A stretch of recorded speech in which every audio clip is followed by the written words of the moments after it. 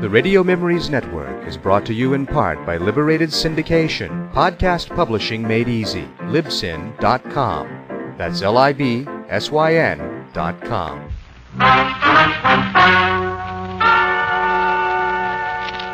Ladies and gentlemen, the story you are about to hear is true. Only the names have been changed to protect the innocent. NBC brings you Dragnet.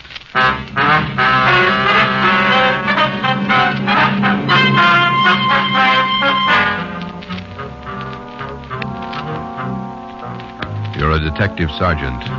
You're assigned to robbery detail. There's a potential killer on the loose in your city. 18 women have been beaten and robbed by this man. The newspapers call him the Werewolf. Your job is to get him. Dragnet, the documented drama of an actual crime, investigated and solved by the men who unrelentingly stand watch on the security of your home, your family, and your life. For the next 30 minutes, in cooperation with the Los Angeles Police Department, you will travel step by step on the side of the law through an actual case from official police files from beginning to end, from crime to punishment. Dragnet is the story of your police force in action.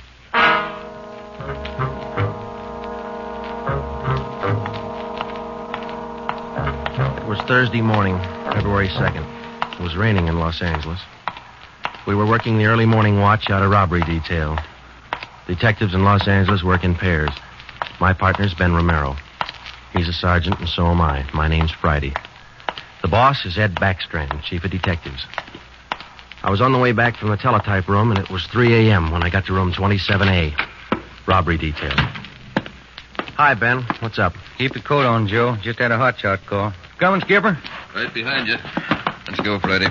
Well, what was it, Ed? Another woman robbed, almost beaten to death. Well, how many does that make? About 18 in 6 weeks. Is that right, Skipper? Yeah, 18 too many. Come on down these stairs to the garage. Yeah. What about that suspect we had, Ed? You mean Martin? Yeah. Had to release him this morning. But I got a good tail on him, Henderson. Yeah. We got any report yet? Nothing definite to hold him for. Here's the garage. Let's hustle it. Right. Then if this isn't Martin's job, Skipper, and he's not the right man... Then we start all over again, and we work night and day till we find the right man. Here's the car. Let's go. Ben, you drive, huh? Yeah, all right. How do the victims describe this guy, Ed? Pretty sketchy. Supposed to be tall, dark, long black hair. Last woman said he had a face like an animal. Something like a dog. Or a wolf. A wolf? Yeah. She said something like a werewolf. Something like a werewolf. Well, he almost had to be that, judging from the way he operated. He was either an animal or a raving maniac. One thing we were sure of, he was smart and he was dangerous. For almost 2 months, he'd prowled the streets in a stolen car in the early morning, usually between 3 and 5 a.m. And the victims were always lone women, most of them waitresses, coming to work or going home. He dragged them into the car, robbed them, beat them until they were unconscious, and then throw the body out into the street. That's just what we found when we pulled up to the curb near the corner of 8th and Grand. One cruiser car was already there, and so was the ambulance. About a dozen people were standing around looking at the crumpled figure of a woman sprawled out on the sidewalk.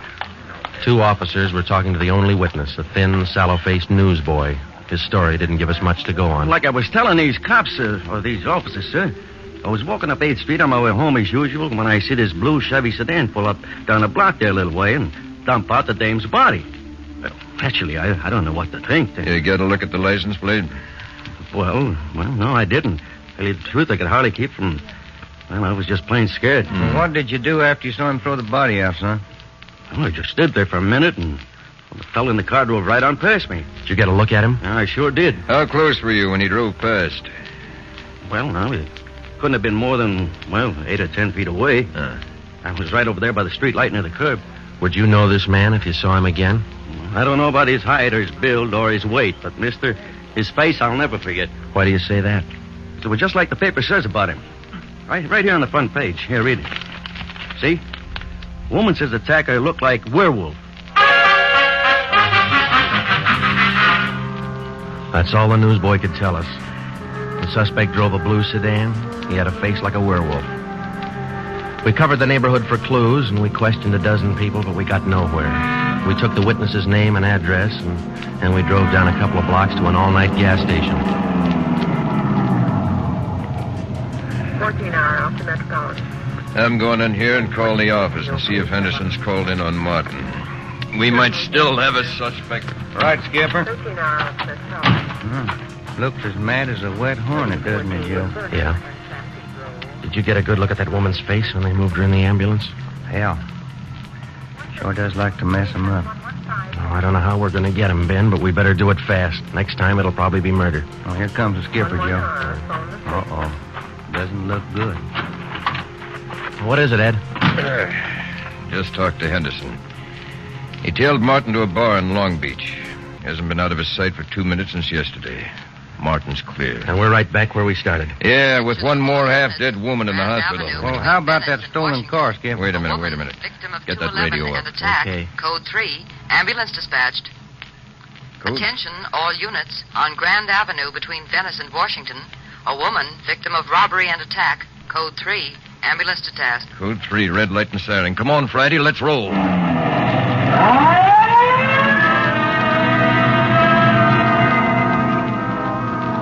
We couldn't be sure, but it sounded like another one. 6 minutes later, we were there. Same story. Werewolf. The next day, the chief ordered the number of cruiser cars doubled in the Central District. This was for the early morning watch, with plainclothesmen to back them up.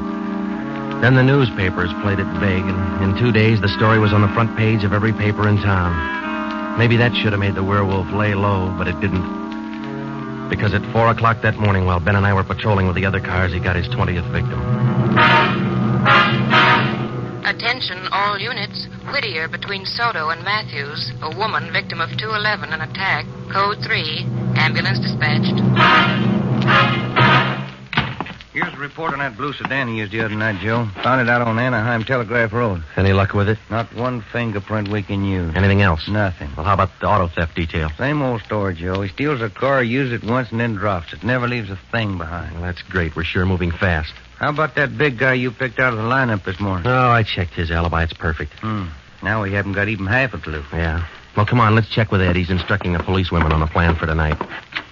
All right. Now you've heard the report. You understand how the suspect operates and what you're to do. I think so. Remember, all of you forget you were ever policewomen. Change the way you walk, the way you carry yourselves. That's the part you're playing, all right? Okay. And be careful and don't take any chances. All right, Freddie. Okay, Ed. Now, just to make sure you look the part, we're spotting each one of you at different restaurants and coffee shops throughout the Central District. And from 7 o'clock tonight until daylight tomorrow, each one of you is going to be a waitress. You got that? Yeah. Okay, Ben, you want to give them their assignments? Okay, Joe. Well, here's the way it lines up. Marge Kissel at the Top Hat Cafe. That's on 9th Street between Alpharetta and Westlake. Okay. And Katie Welch, Joe's Coffee House, Brooklyn, Soto. Right. Pat Fielding at the all-night steakhouse on Figueroa Street between Florence No, and... the trick of using decoys to lure criminals into a trap wasn't exactly new, but, well, it was just one of the old tricks that we figured might land the werewolf behind bars. At 7 that night, Ben and I made the rounds and found each of the policewomen on her job as a waitress. Well, the overall plan was simple.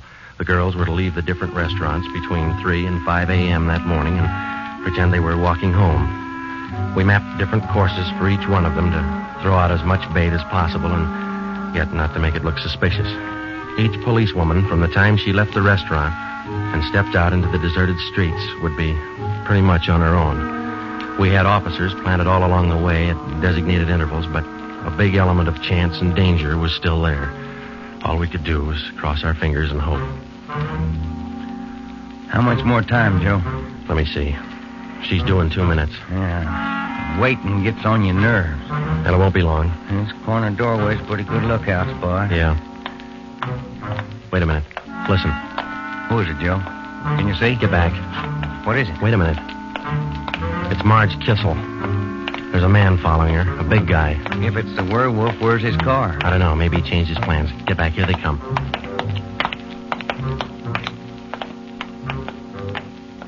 You get a look at him, Joe? Oh, pretty good. Not too suspicious. Might be coincidence. Well, I got a pretty good lead. Come on, let's go. Stay back in the shadows. Hey, Joe. So where'd the guy go to? I lost him. The little coffee shop up in the next corner, see? Take a look. Oh, yeah. He's opening the door. He's turning on the lights. Yeah, looks like a false alarm, Joe. Well, let's check him anyway.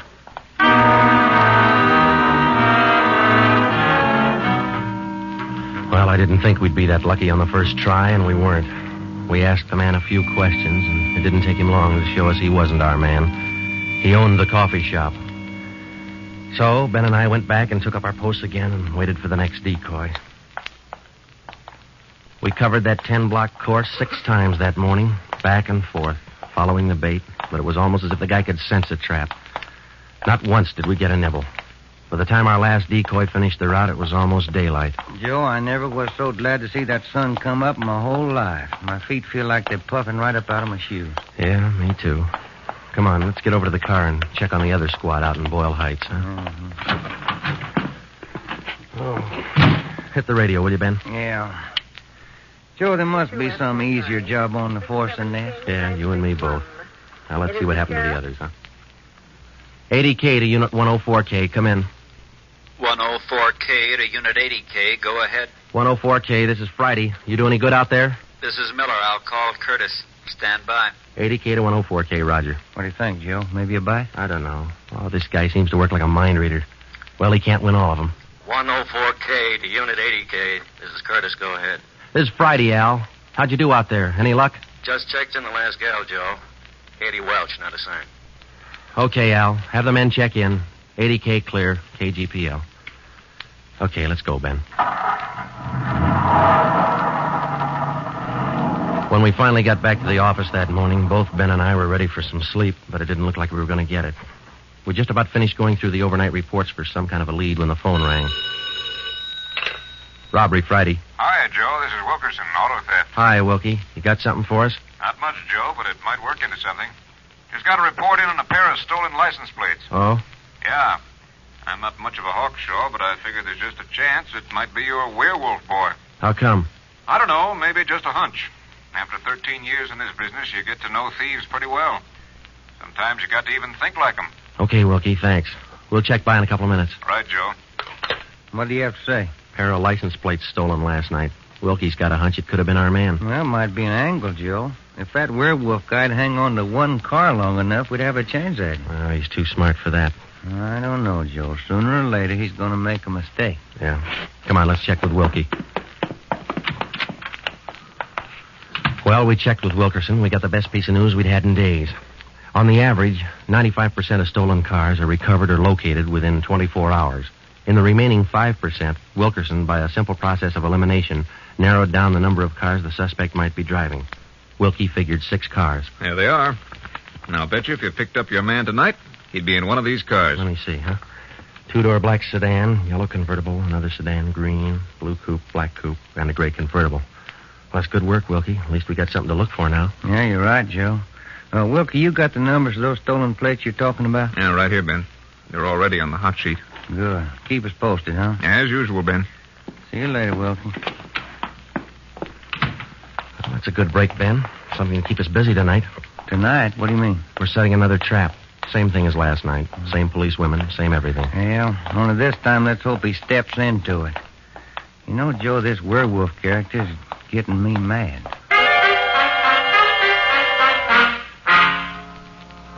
That night, we followed in our own footsteps.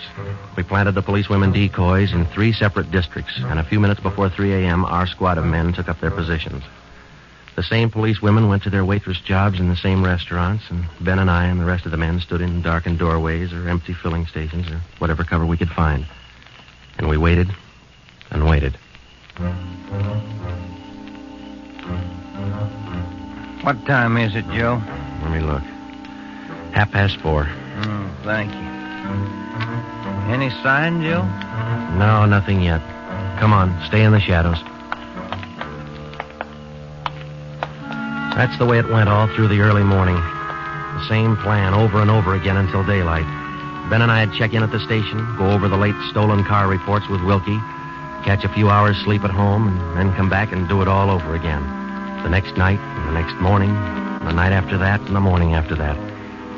5 days later, Ben and I were ready to call it quits. I'll admit it, Joe. I can't figure it. The guy's either psychic or else he can smell a cop a mile away. Yeah, well, at least we got that stolen car angle left. You check with Wilkie yet this morning? I'll give him a call now. All right.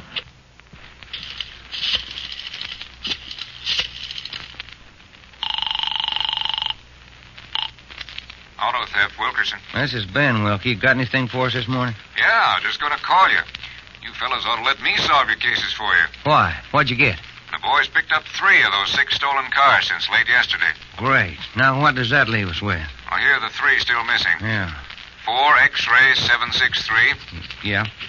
5-6 Young 342. Uh-huh.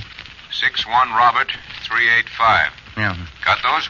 Yeah, thank you, Wilkie. Check you later. Good news? Remember those 6 missing cars? Yeah. Wilkie says the boys found 3 of them since late yesterday. Here's what's still out. The blue coupe, the yellow convertible, and the gray convertible. Yeah. Well, this feels like the right track for a change, Ben. Righty. Romero, got a minute? Sure thing, Skipper. Come on, Joe. What do you got, Ed? Woman out in Hollywood just called in with this.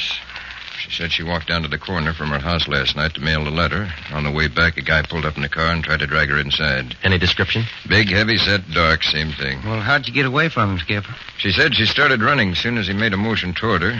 When he saw her run up the steps of her house, he jumped back in the car and took off. Well, how come she didn't call in before this? She hasn't got a phone. She's afraid to leave the house again until this morning.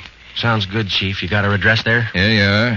Mrs. Tom Burdick, 1237 Wilcox, apartment 10. Come on, Ben. This might be what we're looking for.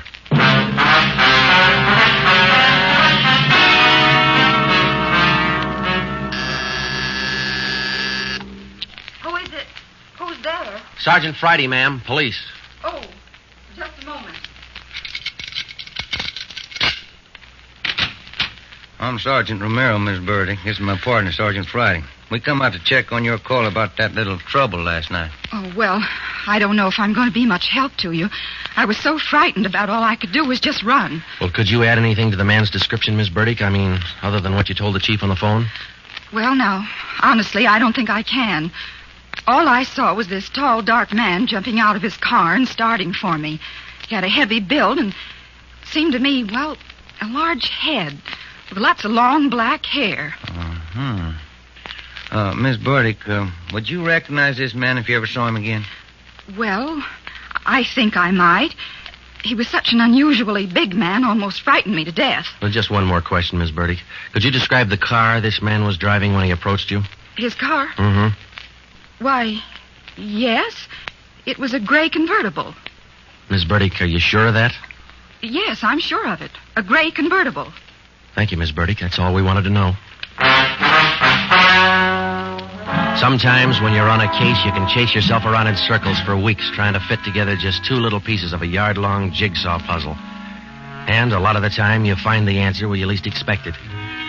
But once you get that feeling you're after the right man in the right way, there's nothing that can shake you. When Ben and I got back to headquarters, we went straight to the chief's office with the story, and we had him stake out the gray convertible. In other words, if any detective or officer spotted the car, he reported it back to us, but he stayed away from it. We figured that there probably weren't more than 2 of the victims who could take the witness stand and identify the man who robbed and beat them. Not with a smart defense lawyer, anyway. So there was only one way to catch this suspect. Red-handed. Here they are, Joe. Both sets of license numbers for that gray convertible. Here are the original, and here are the numbers on the stolen plates. Good. Everybody got a hot sheet? From the chief all the way down to the janitor. Fine. Now let's get together with Ed, huh? Hot shot, Joe. Grab it. I got it. On the corner of California and Oakwood, a woman badly beaten. On the corner of California and Oakwood, a woman badly... Come on, Ben, another one. But, Joe, it's broad daylight. Yeah, doesn't figure, does it? Come on.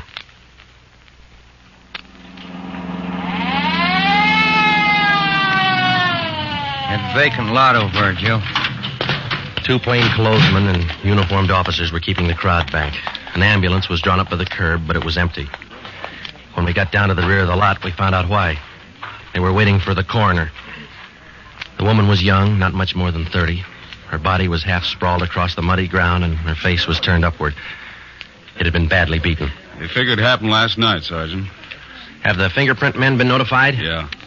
How about the crime lab? Just called them. That's good. Now, let's keep everybody out of the area till they get here. Right, Sergeant. Who found the body? One of the kids in the neighborhood.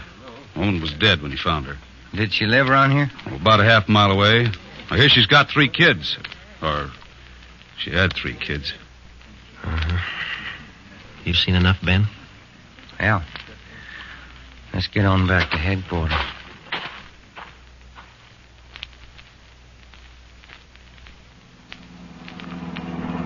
All the way back to headquarters, Ben and I planned our next move. And by the time we got to Ed Backstrand's office, we knew exactly what had to be done. When we told him about the werewolf murder, he didn't say a thing for a minute.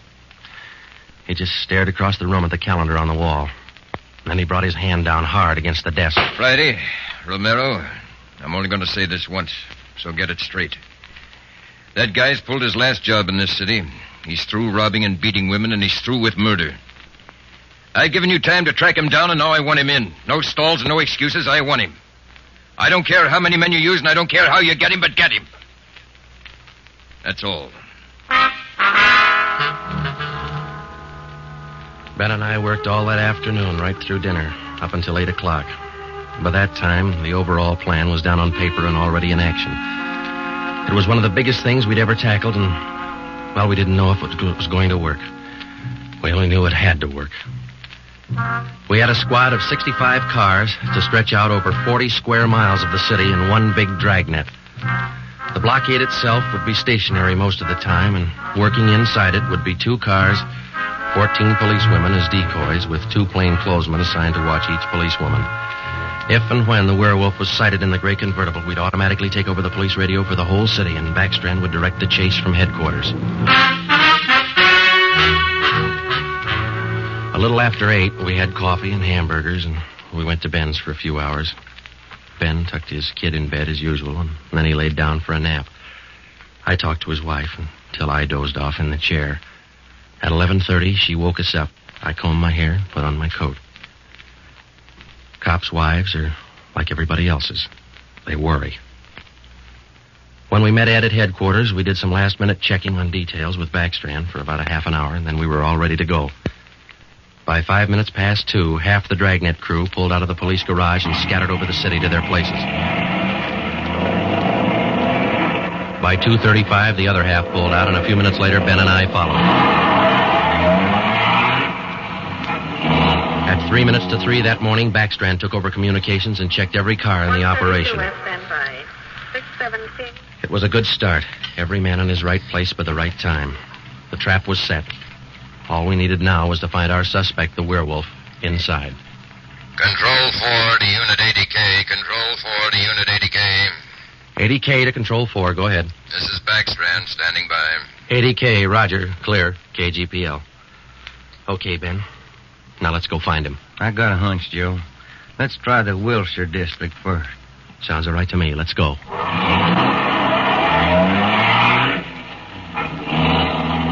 For the first hour and a half, we raked the Wilshire district back and forth. Not a sign. Then about 38 minutes past 4, we headed back for the downtown area and parked in an alley where we could double-check on one of our policewomen decoys. Here comes one of the gals now, Joe. Pat Field. Bet her feet are almost as tarred as mine. Yeah.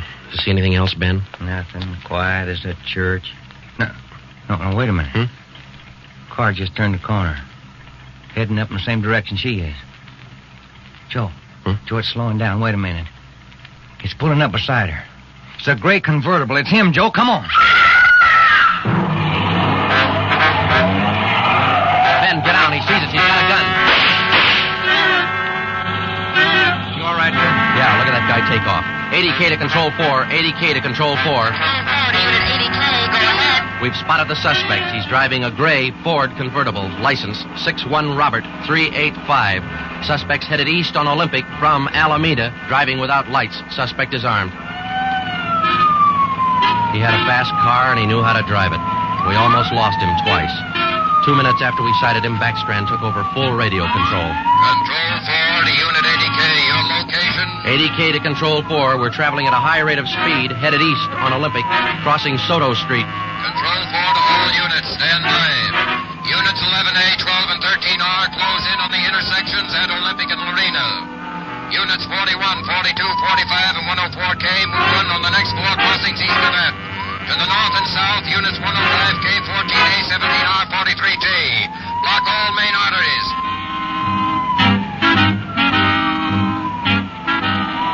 In the next half hour, the 65 cars in the Dragnet had pulled in like a noose around a 5-mile area. Ben and I hoped it was just a matter of time. Unit 80K to Control 4. Control 4 to 80K, go ahead. He's headed north on Fresno Street, crossing Whittier Boulevard. Attention all units. 80K now pursuing suspect north on Fresno from Whittier Boulevard. Units 15, 105K, 11R, and 18A block off the intersection on Fresno and 4. Hey, Ben, up there ahead. What's he trying to do now? Look, he's turning around. Yeah, and he's coming right for us. Watch it, Joe. Look out! Pretty close. 80K to Control 4. Control 4 to 80K, go ahead. Exchanging shots with suspect. Watch it, Ben. Here he comes again. Sure likes to use that gun, doesn't he? Sure does. Hey, Joe, look. Look, he's turning east. He's running for Hollenbeck Park. Yeah, 80K to Control 4. Control 4, go ahead. Suspect just drove up over curb and into Hollenbeck Park. Control 4 to all units. Control 4 to all units. Converge on Hollenbeck Park. Suspect is in the park. He's armed. Use caution. Code 3.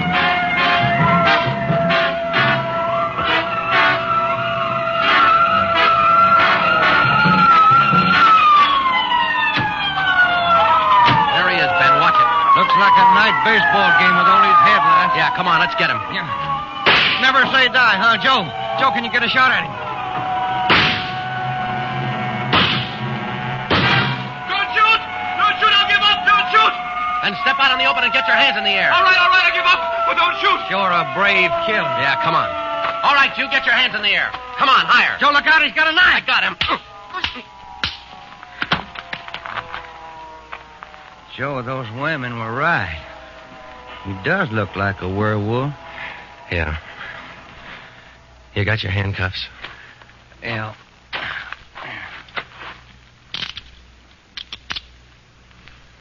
Okay. Got a cigarette? I've been out for an hour. Little place across the street. Maybe we can get some there. Okay. There's the crew from the 41R. Hey, fellas, take him into robbery, will you? Okay, Friday. I think there's a vending machine in there. Uh-huh.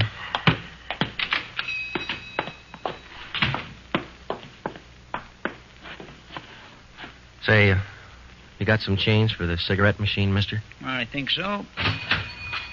Say, who was that guy all them cops were after over in the park a little while ago? I picked up the werewolf. Been reading the papers? Yeah. You fellas cops? Yeah. Sure made it easy for you, didn't he? All you cops had to do was surround the little fella in the park. Nothing to it, huh? Yeah, that's right, mister. Nothing to it.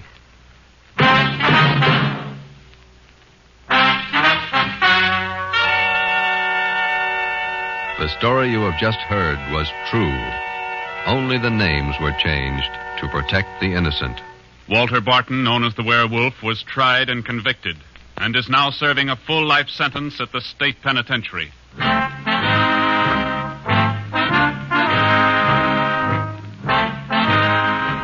This has been Dragnet, the third in a new series of authentic cases from official files. Technical advice for Dragnet comes from the office of C.B. Horrell, Chief of Police, Los Angeles Police Department.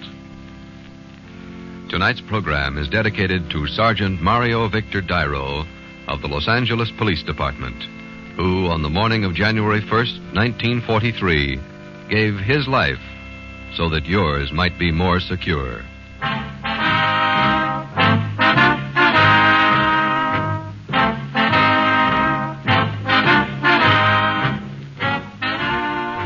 Dragnet came to you from Los Angeles.